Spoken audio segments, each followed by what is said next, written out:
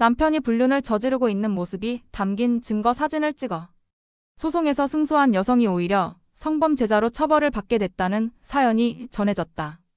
지난 16일 JTBC 사건 반장에는 남편과 2012년에 만나 3년간 교제한 뒤 결혼한 제보자 어씨의 사연이 소개됐다.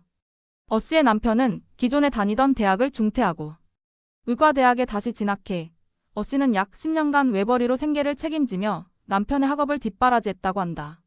이후 남편은 인턴 기간을 마친 뒤 3년 전 한 병원에서 페이 닥터로 일하기 시작했다. A씨는 이제서야 걱정 없이 두 아이를 키우며 평온한 가정을 이룰 수 있겠다고 기대했다. 그런데 어느 날 사소한 말다툼 끝에 남편이 갑자기 짐을 싸집을 나갔다고 한다. 아이들이 각각 30개월과 16개월에 불과한 시기였다. 이후 어씨는 남편 퇴근 시간에 맞춰 병원 앞에서 기다렸다. 그런데 남편은 한 병원 직원과 함께 나와 차를 타고 이동했다. 심지어 두 사람은 한 아파트 주차장에 차를 세운 뒤 손을 잡고 집으로 들어갔고 다음날 아침에는 같이 병원으로 출근하기까지 했다고 한다. 이런 모습을 목격한 어씨가 따지자 남편은 사과는커녕 나를 정말로 사랑해주는 여자를 만났다. 당신과 사니까 숨이 막힌다. 이혼해달라고 요구했다. 결국 어씨는 상간 소송을 하기로 결심했다.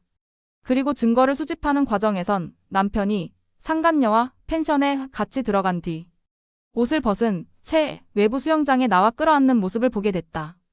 어씨는 증거 확보를 위해 이 모습을 촬영했다. 또 어씨는 두 사람이 차 안에서 키스하는 장면도 보게 됐고 이 모습도 촬영했다. 이런 증거 자료들을 바탕으로 어씨는 상간 소송에서 승소해 위자료 2천만 원을 지급받았다. 또 남편과 이혼하고 두 아이에 대한 양육권도 가져왔다. 이후 얼마 지나지 않아 남편은 상간녀와의 관계를 정리했다고 한다.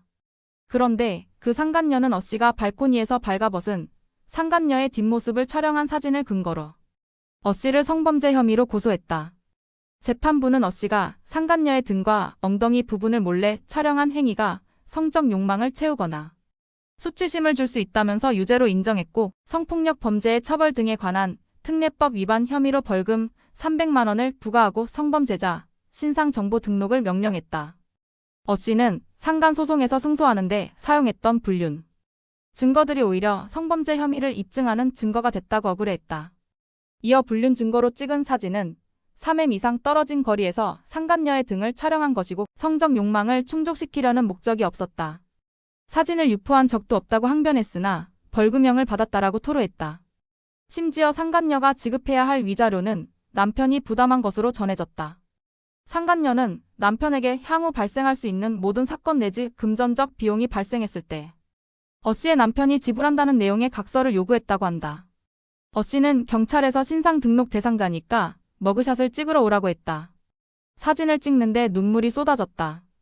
법이 왜 존재하는가에 대해 묻고 싶었다면서 상간녀는 한 가정을 박살내고도 저렇게 잘 사는데 피해자인 나는 왜 성범죄자가 돼서 머그샷까지 찍어야 하나라고 말했다. 10년을 뒷바라지한 조강지쳐 버린 놈은 좀 인생이 망했으면 좋겠다.